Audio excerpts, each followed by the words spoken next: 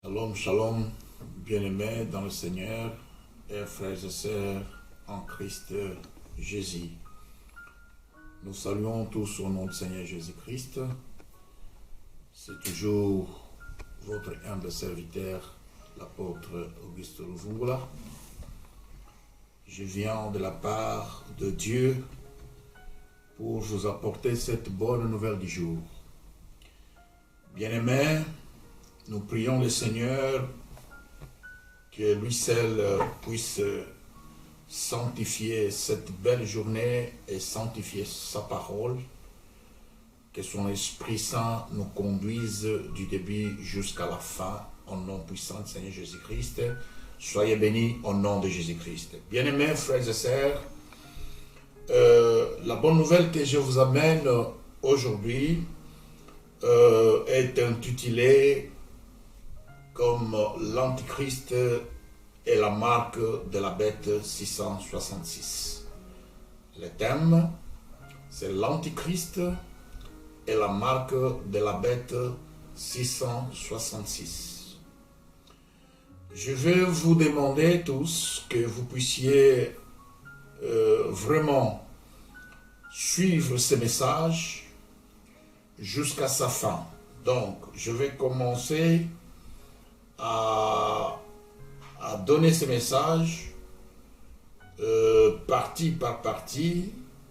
Ça pourrait nous amener jusqu'à 3 semaines, parce que c'est beaucoup et je suis convaincu par le Saint-Esprit que je puisse passer ce message. C'est par rapport aux circonstances que nous avons aujourd'hui. Dans les confinements, nous profitons ce confinement, que le Seigneur nous assiste vraiment. Voilà. Sans plus tarder, nous allons passer au message. Donc, aujourd'hui, nous allons tout simplement voir l'introduction et quelques caractéristiques de l'Antichrist et aussi la différence entre Messie, Jésus-Christ et l'Antichrist. Voilà. Je vais me limiter là aujourd'hui, donc profitons les 25 minutes qu'on me donne toujours. Donc, nous allons tous apprendre avec vous ensemble, parce que moi aussi j'ai besoin d'apprendre avec vous ensemble ici. Nous allons passer directement au message. Nous allons lire les livres de 1 Jean chapitre 2, verset 18. 1 Jean chapitre 2, verset 18. Nous allons le prendre. 1 Jean, vous allez voir après 2 Pierre, deuxième livre de Pierre. Donc, nous voyons 1 Jean, chapitre 2, verset 18 à 22. Nous allons lire avec vous ensemble. Prêtez-moi oreille, s'il vous plaît, parce que c'est un message très fort, mais difficile aussi à bien comprendre. Ce que je vous demande est de bien prêter oreille.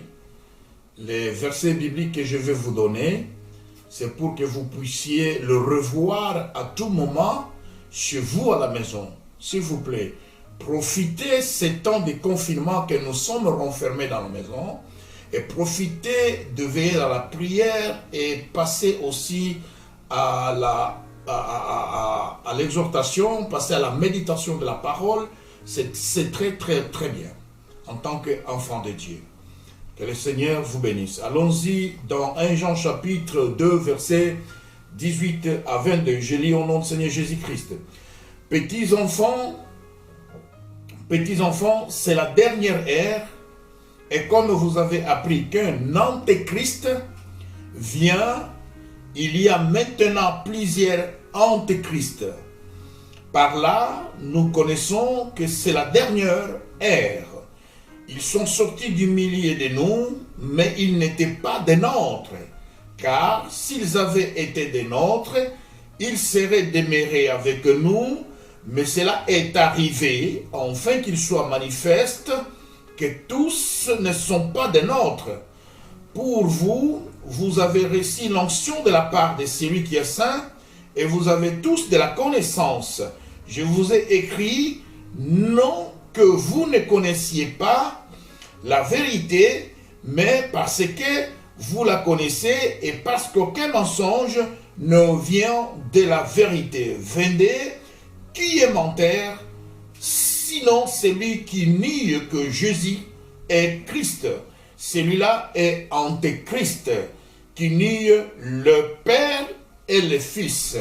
Je reprends, vendez, qui est menteur, sinon celui qui nie que Jésus-Christ est, que Jésus est le Christ, et celui-là qui est l'Antéchrist, qui nie le Père et le Fils. Donc, l'Antéchrist nie le Père et le Fils. Dès le commencement, il commence à nier le Père et le Fils.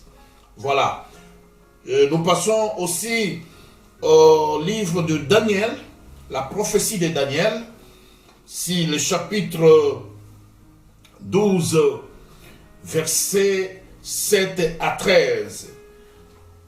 Pourquoi nous donnons le livre de Daniel? Parce que il n'y a aucun prédicateur qui peut exhorter ou bien donner ces passages de parler de l'Antéchrist sans pouvoir revoir les livres du prophète Daniel. C'est pourquoi c'est la base même, là où on parle de l'Antéchrist. Nous allons voir, c'est la prophétie. Lisons à partir du verset 7. Daniel chapitre 12, verset 7. Nous allons lire. Et j'entendis l'homme vêtu de lin qui se tenait au-dessus des eaux du fleuve. Il leva vers le ciel sa main droite et sa main gauche, et il jura par celui qui vit éternellement que ce sera dans un temps des temps et la moitié d'un temps, et que toutes ces choses finiront quand la force du peuple saint sera entièrement brisée. J'entendis, mais je ne compris pas. Et je dis, mon Seigneur, quelle sera l'issue de ces choses? Il répondit, va, Daniel, car ces paroles seront tenues secrètes et scellées jusqu'au temps de la fin. Plusieurs seront purifiés, blanchis, éprouvés. Les méchants feront le mal, et aucun des méchants ne comprendra, mais ceux qui auront de l'intelligence comprendront. Depuis le temps où ce sera le sacrifice perpétuel et où sera dressée l'abomination du dévastateur, il y aura 1290 jours. Et reste celui qui attendra et qui arrivera jusqu'à 1335 jours. 13. Et toi, marche vers ta fin, tu te reposeras et tu seras debout pour ton héritage à la fin des jours. Je passe à l'explication. Introduction, c'est ce que nous avons lu, nous avons compris. On parle d'un dévastateur, d'un antéchrist, et qu'il y a aussi beaucoup des antéchrists qui sont déjà là. Ceux-là, ce sont les fidèles ou les adeptes de l'antéchrist lui-même qui est le maître, mais le maître n'est pas encore là. Il y a encore des fidèles qui sont unis et qui sont dans ce monde, qui cherchent à récupérer le peuple tout entier pour qu'ils puissent être séduits dans leur vision. Mais nous allons toujours aller de l'avant pour que nous puissions découvrir qui est l'Antéchrist. On passe directement à la lettre A, la définition. Qui est l'Antéchrist? Bien-aimés frères et sœurs, par rapport aux révélations des Écritures que nous avons reçues ici, nous voyons ici d'abord le mot, nous tirons le mot anti. Nous tirons le mot anti et nous le comparons au mot anté. Anté vient directement à être signifié comme un mot qui s'appelle contre. Donc anté signifie contre, ou anti signifie contre, ou en d'autres termes l'opposant. Une opposition, une personne qui fait de l'opposition, une personne qui est contre les idées ou bien qui est contre les objectifs et contre la vision d'un autre ou d'une autre personne. Voilà, l'antichrist. Donc, contre Christ ou opposant du Christ. Ça, c'est la définition. Donc, c'est ce qui est de l'introduction. Et nous passons au numéro 1 de la définition. On nous définit immédiatement, selon les révélations, que l'Antichrist est le dernier grand chef que l'humanité tout entière se donnera à la fin du temps, selon les écritures que vous avez lues ensemble avec moi. Deuxième point, l'Antichrist, c'est un adversaire du Christ. L'adversaire du Christ, parce qu'il est anti, il est adversaire ou bien opposant. Voilà, qui viendra aussi à la fin du monde, afin d'égarer les croyants ou les chrétiens à son maître qui est Christ le Seigneur. Troisième point, l'Antichrist est aussi appelé comme celui qu'on appelle odieux. Odieux. Un dévastateur qui s'est fait passer pour le Messie. Donc à la place du Messie Jésus, lui il vient, il se place. C'est lui que vous devez adorer comme Messie. Donc quatrième lettre, donc nous disons, quatrième point, l'Antichrist est aussi appelé un homme impiété, de l'impiété aussi, de la perdition. Voir des Thessaloniciens, chapitre 2, verset à 3. Voilà les 4 points que vous devez reconnaître ou connaître l'Antichrist. Ça, c'est la définition. Qui est-il? Il nous a donné comme un grand chef de l'humanité, un adversaire du Christ, un odieux dévastateur, un homme de l'impiété et aussi de la perdition. Voilà. Chiffre D. Chiffre D. Romain. Chiffre des Romains, donc les caractéristiques.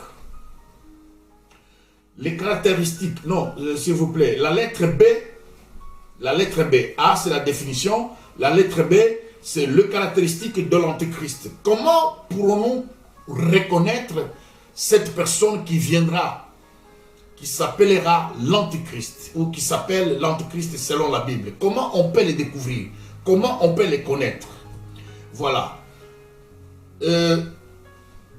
Nous allons passer au verset biblique dans 1 Jean chapitre, toujours dans 1 Jean chapitre 2. Dans 1 Jean chapitre 2, c'est toujours le premier livre que nous avions lu avec vous. 1 Jean chapitre 2. Nous découvrons ici dans verset 18, on nous fait voir ici. On nous dit, dans 1 Jean chapitre 2, verset 18 à 19, on nous dit, petits enfants, c'est la dernière heure. Et comme vous avez appris que l'Antéchrist vient, il y a maintenant plusieurs Antéchrists. Par là, nous connaissons que c'est la dernière heure. Ils sont sortis du milieu de nous, mais ils n'étaient pas des nôtres. Car s'ils avaient été des nôtres, ils seraient demeurés avec nous, mais cela est arrivé afin qu'il soit manifeste que tous ne sont pas des nôtres. Vous avez appris avec moi dans ces chapitres que la période où nous sommes, ou le temps que nous sommes en train de passer, c'est une période que ceux qui étaient avec nous sont sortis au milieu de nous pour s'allier à l'œuvre de l'Antéchrist. Donc, ils étaient parmi nous. Ce sont des hommes et des femmes qui étaient parmi nous, nous les enfants de Dieu. Ils se sont égarés de la vérité pour aller maintenant au mensonge.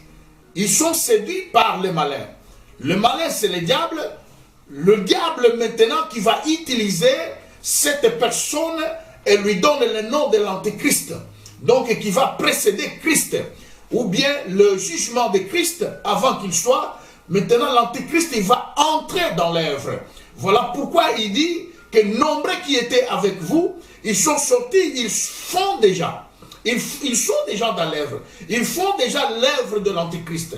Mais ce n'est pas eux qui sont de l'Antéchrist. Ils sont des fidèles de l'Antéchrist, mais ce n'est pas eux.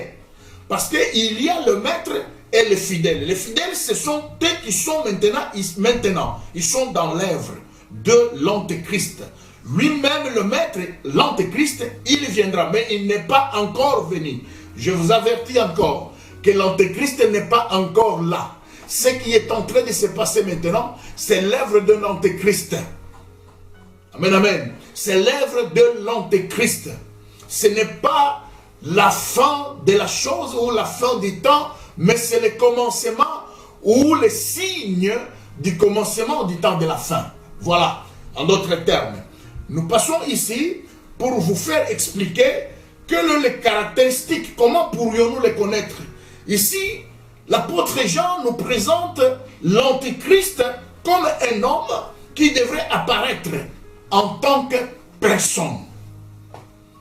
C'est une personne qui a le corps physique, qui a l'âme, la chair, qui a le corps, l'âme et l'esprit. Une personne qui vit au milieu des hommes. C'est celui-là que l'ennemi, le diable, va s'introduire dans lui pour maintenant se faire ou bien prendre la place du Messie.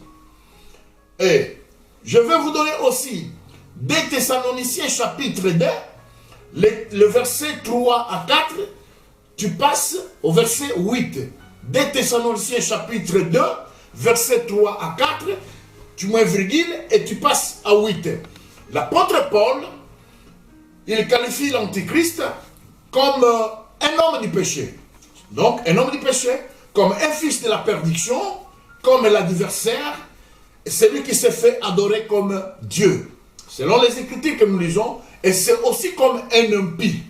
Troisième point, son caractéristique nous est donné aussi dans Daniel chapitre 12, verset 11, qu'on nous explique ou bien qu'on nous présente l'Antichrist comme un dévastateur. Qui est un dévastateur? C'est un destructeur. La Bible dit dans Jean chapitre 10, verset 10, que l'ennemi vient pour détruire, égorger et aussi voler. Ça, c'est le rôle, les caractéristiques de Dieu, l'Antichrist. C'est un dévastateur. Le point 4, c'est dans l'Apocalypse, chapitre 19, verset 19 jusqu'à 20. Quand même, nous pouvons lire l'Apocalypse pour bien comprendre qui est l'Antichrist. Chapitre 19 de l'Apocalypse. Nous allons lire au verset 19 jusqu'à 20. Je lis au nom du Seigneur Jésus-Christ. Qu'est-ce que la Bible nous apporte ici? La Bible nous révèle dans verset 19 que « Et j'ai vu la bête », ça c'est l'apôtre Paul dans l'île de Patmos, l'apôtre Jean dans l'île de Patmos. « Et j'ai vu la bête », les caractéristiques, c'est l'une des caractéristiques de l'Antéchrist, c'est la bête. Le roi de la terre et leurs armées rassemblées pour faire la guerre, et celui qui était assis sur le cheval et à son armée. 20. Et la bête fut prise, et avec elle les faux prophètes. Voilà, ce sont eux qui sont avec nous, les faux prophètes, les faux apôtres, les faux pasteurs, les faux évangélistes, les faux docteurs. Donc ce sont là des gens qui sont au milieu de nous, mais ce sont égarés qui font l'œuvre de l'Antéchrist. Voilà. Et la bête fut prise, et avec elle les faux prophètes, qui avait fait devant elle les prodiges par lesquels il avait séduit ceux qui avaient pris de la marque de la bête et adoré son image. Ils furent tous les deux jetés vivants dans les tangs ardents de feu et de soufre. Bien-aimés frères et sœurs, ici on nous présente l'Antéchrist nommé comme la bête. Numéro 5, Matthieu chapitre 4, verset 15 à 20. Là, Jésus-Christ parle que lorsque vous verrez l'abomination de la désolation, bien-aimés dans le Seigneur, dans Matthieu chapitre 24, verset 15 à 20. Jésus-Christ qui parle. Lorsque vous verrez, c'est-à-dire la période ou les temps que vous verrez l'abomination de la désolation dont a parlé le prophète Daniel, établi en lieu saint, que celui qui lit fasse attention. Donc, vous qui lisez avec moi dans la parole de Dieu, vous qui lisez avec moi la Bible, si nous lisons et nous découvrons ces choses ici, faisons attention. Commencez à faire attention à ces choses et prendre distance à beaucoup de choses. Bien-aimés, il nous est tiré aussi, il y a des petits traits, alors que ceux qui seront en Judée fuient dans les montagnes. Les montagnes, c'est quoi? Les montagnes, c'est du symbole de gêne et prière. C'est dans la montagne où il y a la solution.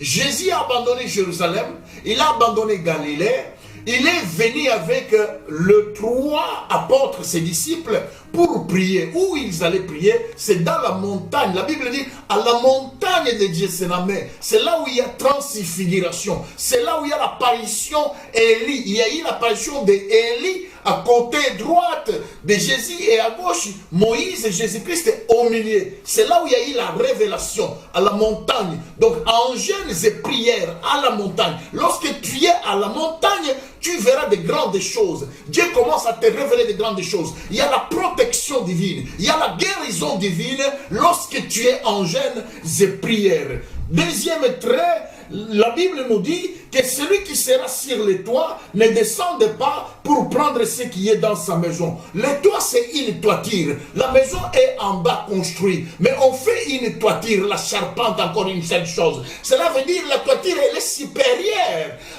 Elle est supérieure au mur de la maison.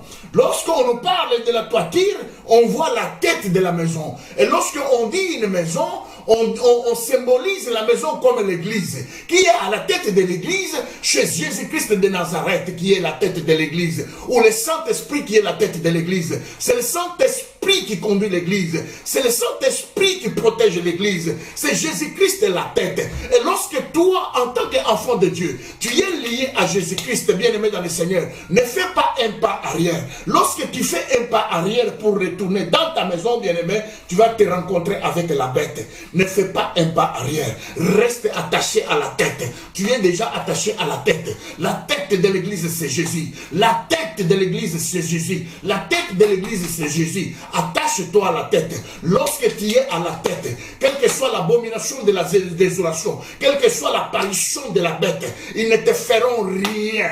Parce que toi, tu es déjà protégé par cette tête qui est le toit de la maison. Bien-aimés frères et sœurs, nous passons maintenant à la lettre C. La différence entre Christ et Antéchrist. Là, je vais terminer par là. Il me reste 2 minutes. La différence. Jean chapitre 3, verset 16. La Bible dit que Dieu a tant aimé le monde et qu'il a donné son Fils unique afin que quiconque croit en lui ne périsse point. Dans 1 Jean chapitre 5 verset 20, la Bible nous dit que Dieu nous a montré à connaître la vérité dans son Fils Jésus-Christ est la vérité. Jésus-Christ est le Dieu véritable. Ça c'est 1 Jean chapitre 5 verset 20. La seule différence entre Antéchrist et Jésus-Christ, premièrement, Jésus-Christ c'est le véritable Messie qui était déjà venu sauver l'humanité tout entière, que Dieu avait envoyé pour sauver l'humanité et qui doit aussi revenir pour prendre son église. Ça c'est le temps maintenant de la fin de l'enlèvement de son église. Il viendra prendre son église comme épouse et parce que Jésus-Christ, c'est lui le véritable Dieu. Qui est l'Antéchrist? L'Antéchrist, c'est le faux Messie, le faux Dieu, qui se prétend être Dieu, qui se précède à la place de Dieu. Il dit non, moi je vais gagner l'humanité tout entière. Non, l'humanité c'est pour Dieu. Il vient faire la guerre. L'objectif de cet Antéchrist, c'est faire la guerre contre la postérité de la femme. La postérité, c'est l'Église. Bien-aimés dans le Seigneur, les fidèles de l'Église. Et la femme, c'est ça l'Église. Au nom du Seigneur Jésus-Christ, bien-aimés, soyons attentifs. Partagez cette vidéo. Commencez à partager. Et vous l'aurez, ces messages, chaque mercredi, vendredi, samedi, pendant 3 semaines, que nous serons bien nourris de sa parole. Au nom du Seigneur Jésus-Christ, que mon Dieu vous bénisse.